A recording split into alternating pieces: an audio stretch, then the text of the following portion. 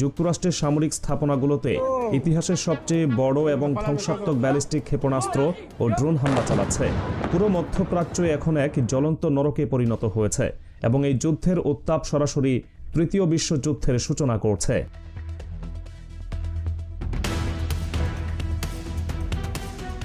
ইরানের এই লাগামহীন আক্রমণের সবচেয়ে বড় খবরটি এসেছে তাদের নিজস্ব সামরিক কৌশল মোজাইক ডিফেন্স সিস্টেম অ্যাক্টিভ করার মাধ্যমে। এই সিস্টেমটি অ্যাক্টিভ হওয়ার অর্থ হলো আইআরজিসি এখন আর কোনো রাজনৈতিক নেতার আদেশের জন্য অপেক্ষা করবে না। জেনারেলরা তাদের নিজ নিজ ট্রুপ নিয়ে সম্পূর্ণ স্বাধীনভাবে যেখানে খুশি সেখানে আঘাত হানছেন।